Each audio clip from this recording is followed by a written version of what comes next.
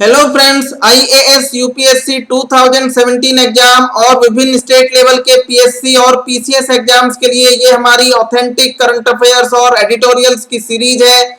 आज डेट है 30 अगस्त 2016। द हिंदू फ्रंट पेज पर न्यूज है, India Myanmar to build bridges, sign pact 469। With you at every step, Modi tells president on first visit। आइए इस news से हम लिटरली एक बार इसकी रीडिंग लगाते हैं, गो थ्रू होते हैं और जो भी कोई वर्ड इसमें हमें लगेगा कि वो एक टिपिकल वर्ड है उसको वोकैबुलरी के पर्पज से हाईलाइट करेंगे और उसका मीनिंग समझेंगे। साथ ही इस न्यूज को होलिस्टिकली डिस्कस करेंगे। Expressing solidarity with the new government of Myanmar, India on Monday said it would support all its endeavors in a wide-ranging discussion with the Myanmarese President U Tin Kyaw, who chose India as the first foreign destination after coming to power in March. Prime Minister Narendra Modi said India would stand with Myanmar at every step as it opened a new chapter. Chief among the MOUs signed by the two sides was the agreement on construction of 69 bridges, including approach roads in the Tamu Kaigon Kalewa section of the trilateral highway, which will establish better connectivity between India and Southeast Asia. The other significant agreement was on the upgrade of the Kalewa Yag-Yi road section. India's support to the peace process came after China scored a diplomatic victory, leading Aung San Suu Kyi, Myanmar's most powerful leader and foreign minister, to visit China first, avoiding India. Monday's talks held at Hyderabad House where the first high-level interaction after the democratic government came to power in Myanmar after 57 years of military rule. At a joint press conference, Mr. Modi said, "We recognized that our security interests are closely aligned, and we agreed on the need to remain sensitive to each other's strategic interests and concerns. To this end, the President and I agreed to work together for the safety and security of our people and actively cooperate to tackle the common challenges to terrorism and insurgent activities in our region." The comments about security threats are significant in the view of India's recent hot pursuit strategy for dealing with the rebels in the northeast. However, while pledging efforts against violent rebels, the joint statement promised to uphold territorial integrity and national sovereignty. Both sides reviewed the progress on the Advanced Center for Agricultural Research and Education ACARE in Myanmar's capital Naypyidaw. It will emerge as a platform for agricultural cooperation. आइए अब इस news को हम हिंदी में discuss करते हैं और देखते हैं इसमें क्या चीजें हैं, क्या बातें हैं जिन पर की फोकस किया गया है। म्यांमार की नई सरकार के साथ अपनी दृढ़ता प्रदर्शित करते हुए भारत ने विश्वास दिलाया कि भारत म्यांमार की प्रत्येक प्रकल्प में सहायता करेगा। एक बहुआयामी चर्चा के दौरान, जो कि हैदराबाद हाउस में प्रधानमंत्री श्री नरेंद्र मोदी और म्यांमार के राष्ट्रपति श्री यू हतिन क्याओ के बीच में आयोजित हुई, उसमें प्रधानमंत्री नरेंद्र मोदी ने कहा कि म्यांमार का हर कदम पर साथ दिया जाएगा, क्योंकि म्यांमार ने एक नए चैप्टर की शुरुआत की है, एक नए अध्याय की शुरुआत की है। निश्चित तौर पर श्री नरेंद्र मोदी का इशारा म्यांमार में एक लंबे मिलिट्री शासन के बाद, एक लंबे सैनिक शासन के बाद, 57 सालों के मिलिट्री शासन के बाद लोकतंत्र के नए सवेरे से उनका आशय रहा होगा।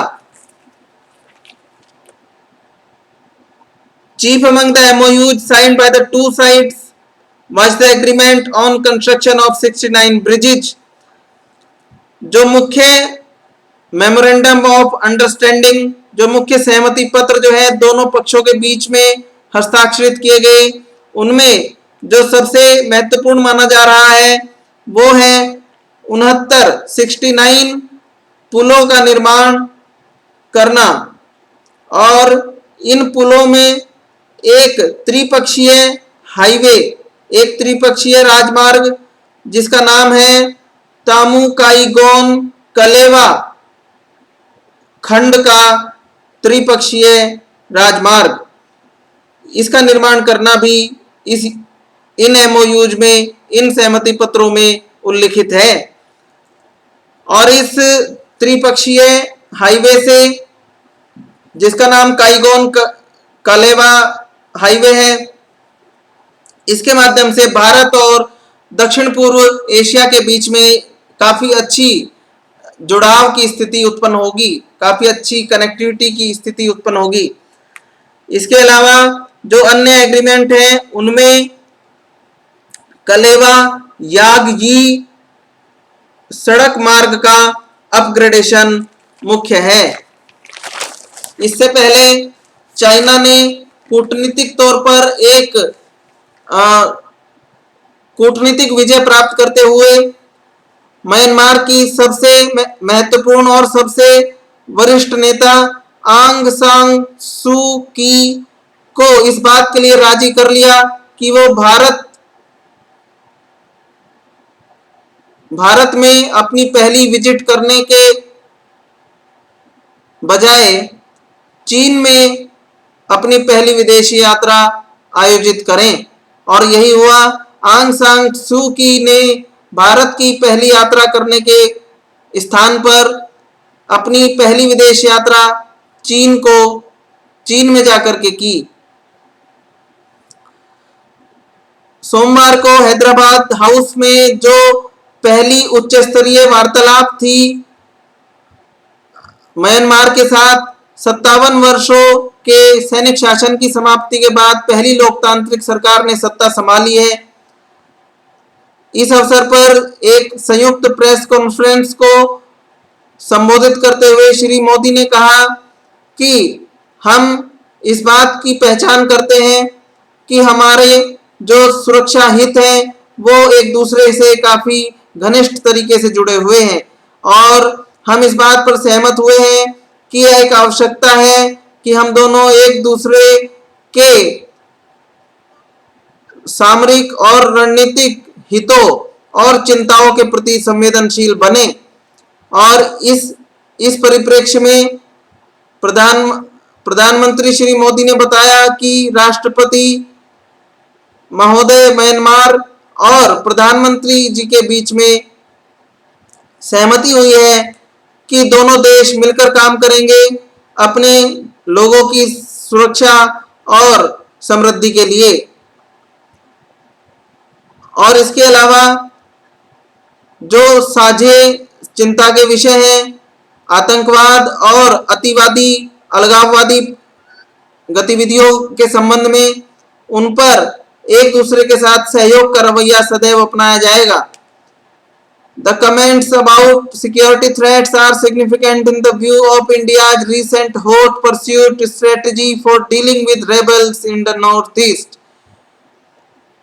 ये सभी टिप्पणियां दोनों नेताओं की और ये जो कॉमन घोषणा पत्र में ये बातें कही गई हैं, घोषणा पत्र इन द सेंस कि जिसको एक विज्ञप्ति के तौर पर जारी किया गया, इस संयुक्त वक्तव्य के तौर पर जॉइंट प्रेस कॉन्फ्रेंस में, ऐसे संयुक्त वक्तव्य में इन सुरक्षा चिंताओं की ओर ध्यान दिलाना इसलिए महत्वपूर्ण है क्योंकि भारत की नीति हाल ही में उत्तर पूर्वी राज्यों में अतिवादी जो गतिविधियां हैं उनको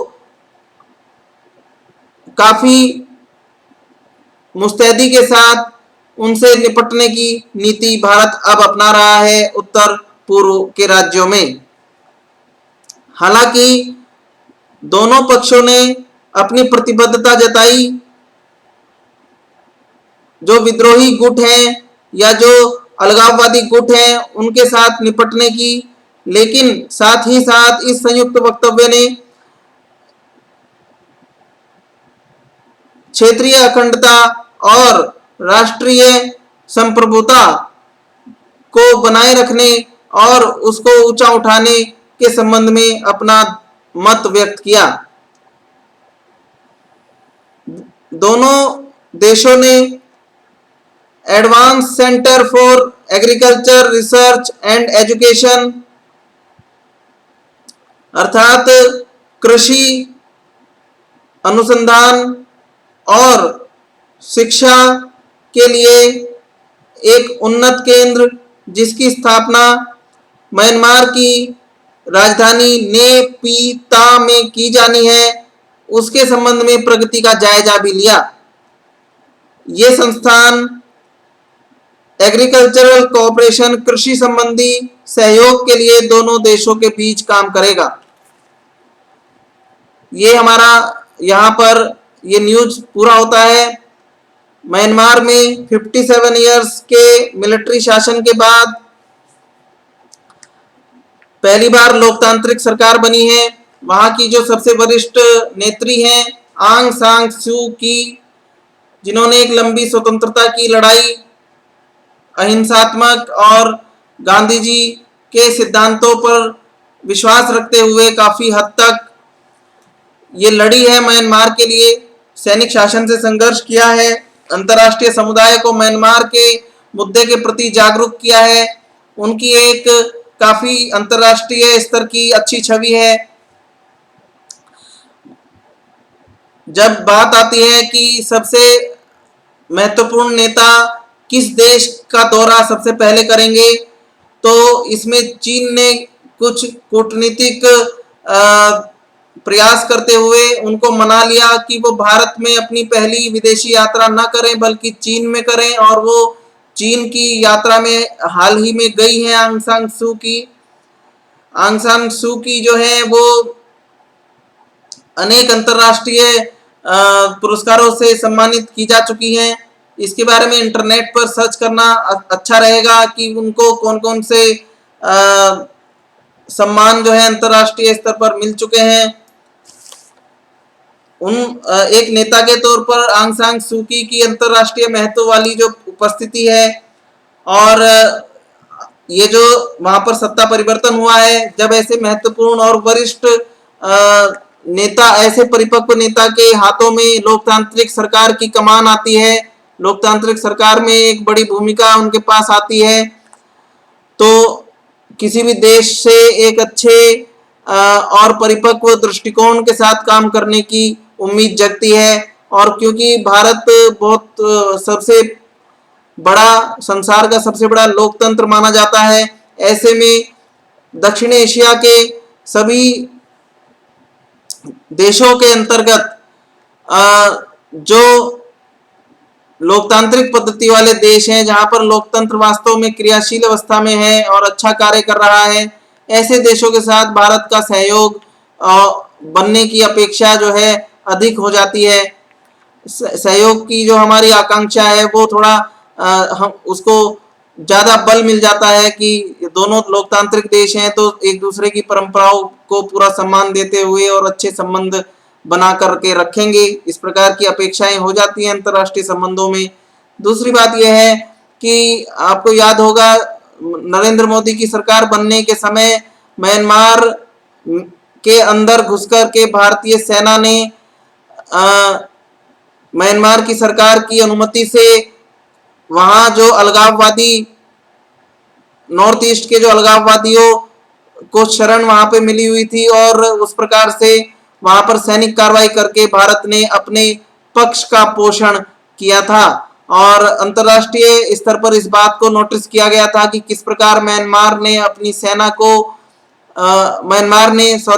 म्यांमार ने भारतीय सेना को अपने यहाँ ऑपरेशन चलाने की अनुमति दी है। तो ये इस बात का द्योतक है कि म्यांमार और भारत के बीच अच्छे कूटनीतिक संबंध हैं और विदेश नीति के मार्ग पर दोनों देश काफी परिपक्व और अच्छी स्थिति में हैं। साथ ही साथ ये भी ध्यान देना होगा कि जो आंग सान सू की वहां की सबसे महत्वपूर्ण नेता हैं, वो वहां की विदेश मंत्री बन पाई हैं। असल में वहां का जो संविधान है वो किसी ऐसे व्यक्ति को जिसके बच्चे म्यांमार के नागरिक ना हो उसको देश के सर्वोच्च पद पर बैठने से रोकता है वहां का संविधान।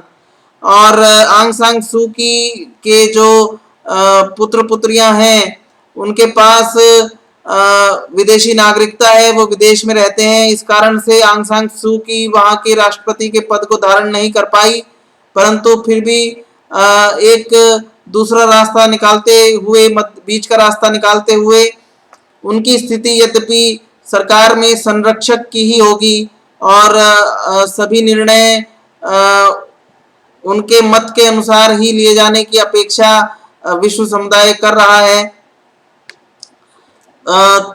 तो तब भी उनको जो इस समय जो आधिकारिक पद है उनके पास वो विदेश मंत्री का है और विदेश मंत्री की हैसियत से ही चीन गई हैं। ठीक है, तो इस प्रकार से ये सारा हमने कुछ बैकग्राउंड डिस्कस किया। इसमें केवल एक ही चीज जो हमसे छूटी है वो है कि आंग सान सू की को कौन से अंतरराष्ट्रीय पुरस्कार मिले।